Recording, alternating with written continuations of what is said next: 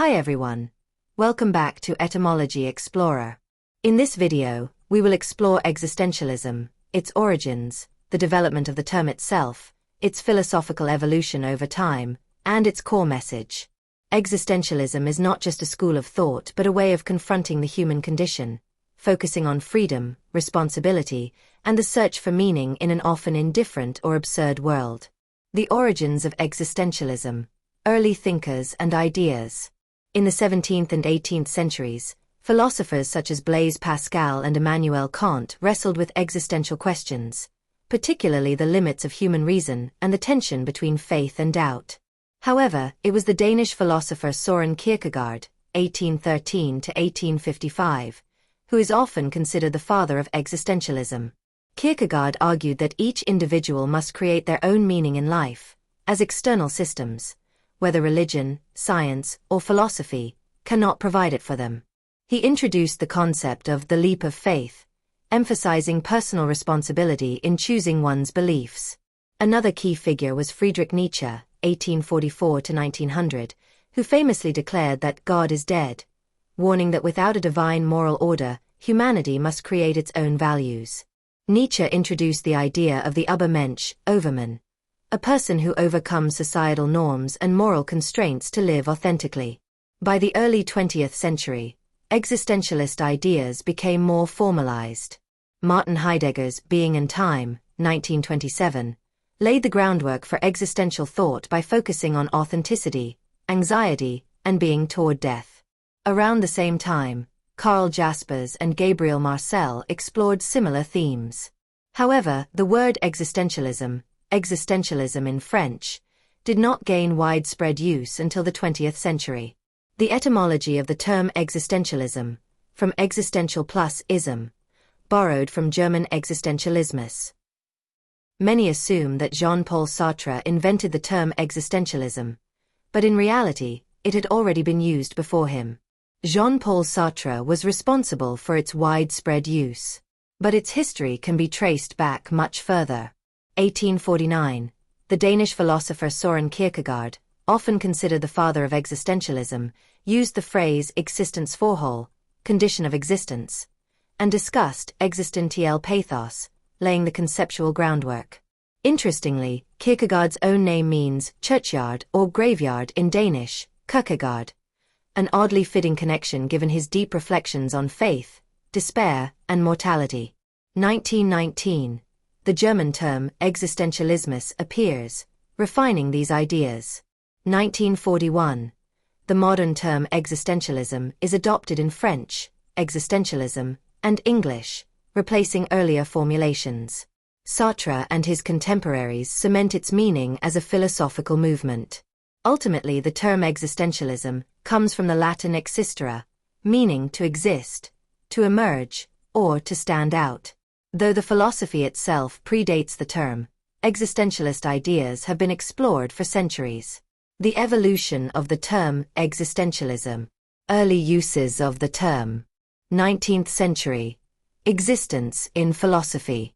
The concept of existence as a central theme in philosophy was present in the works of Kierkegaard and Nietzsche, but they did not use the term existentialism themselves.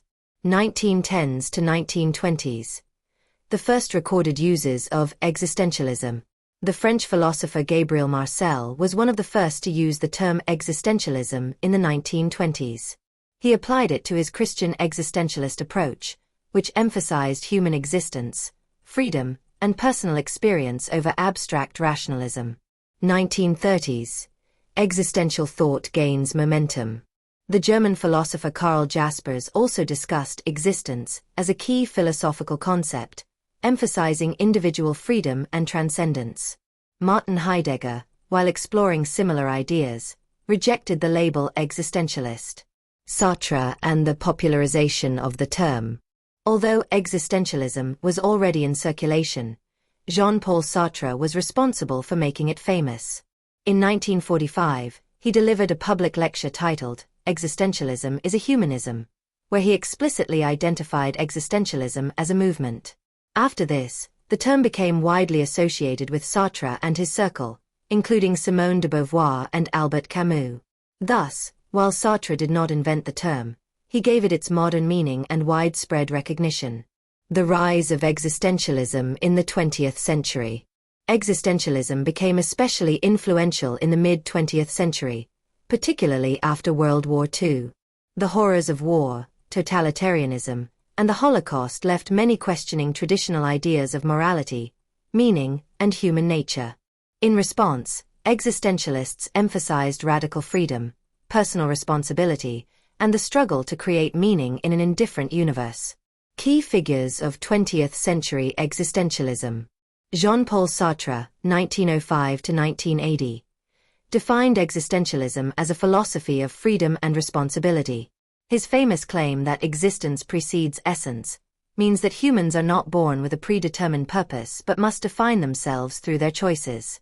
Simone de Beauvoir, 1908 to 1986, applied existentialism to feminism in the second sex, arguing that women's oppression is a result of societal constructs rather than biology. Albert Camus, 1913 to 1960. Though he rejected the label existentialist, he explored the absurd, the conflict between humanity's search for meaning and the universe's indifference. In The Myth of Sisyphus, he argued that we must embrace life despite its absurdity. Maurice Merleau-Ponty, 1908 to 1961, focused on how human beings experience the world through perception and embodiment. The core message of existentialism. Existentialism does not provide a rigid doctrine but revolves around several fundamental ideas. Existence precedes essence. Traditional philosophy assumes that people have a predefined essence, a fixed nature or purpose. Existentialists reject this, arguing that we exist first and define ourselves through our actions. Example: you are not born a hero or a coward. Your choices determine who you become. Radical freedom and responsibility. Since there is no predetermined essence, humans have absolute freedom to shape their own lives. However, this also means we bear full responsibility for our actions. Sartre called this condemned to be free. There is no escape from choice. The absurd. Camus and Sartre argued that life is absurd because humans seek meaning in a universe that does not inherently provide it. Camus saw rebellion as the solution. We must create meaning despite the absurdity of existence. Authenticity. Many people live in bad faith, hiding behind societal roles and avoiding responsibility. Authenticity means embracing one's freedom and making choices that reflect one's true self. Alienation and anxiety. The realization of freedom, the lack of inherent meaning, or the awareness of death can create existential angst. Kierkegaard called this the sickness unto death, but he also saw it as an opportunity for personal transformation. Death and finitude. Unlike religious traditions that promise an afterlife, existentialists argue that death is final, which makes life's choices even more significant. Heidegger believed that being aware of our mortality is essential for living an authentic life. Existentialism's influence beyond philosophy. Existentialist ideas shaped literature, psychology, politics, and the arts. Here is a short list.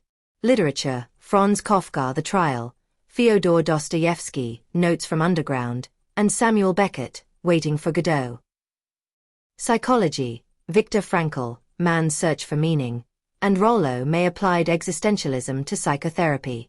Politics: Sartre engaged in Marxist activism, while Camus emphasized resistance against oppression. Cinema: films like The Seventh Seal, Taxi Driver, and Fight Club reflect existentialist themes. Finally, here's a unique and famous existential quote from each of the thinkers mentioned in this video. Blaise Pascal. When I consider the brief span of my life, swallowed up in the eternity before and behind it, the small space I occupy and even see, engulfed in the infinite immensity of spaces of which I know nothing and which know nothing of me, I take fright. Why it's existentialist.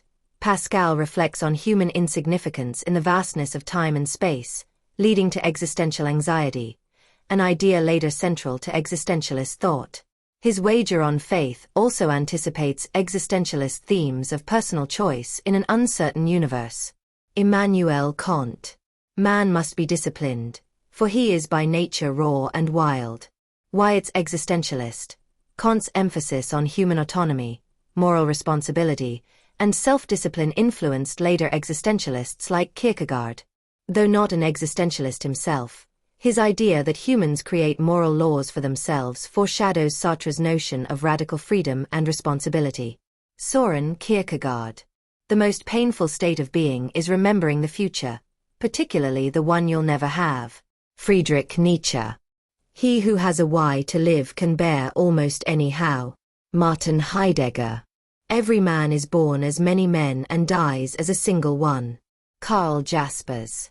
Man, if he does not transcend himself, is a prisoner of the world. Gabriel Marcel. Hope is for the soul what breathing is for the living organism. Jean-Paul Sartre. Man is condemned to be free, because once thrown into the world, he is responsible for everything he does.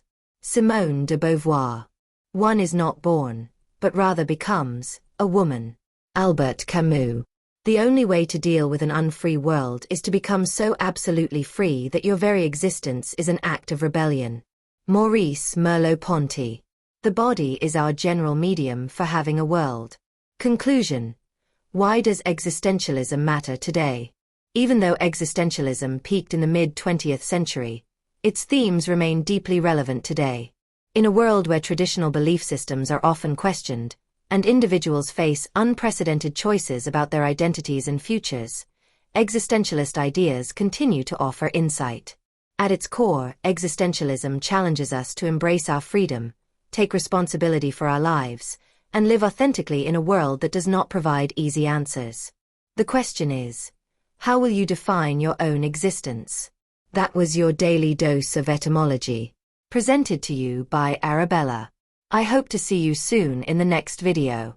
Please like, share, and if you have not already done so, consider subscribing to this channel.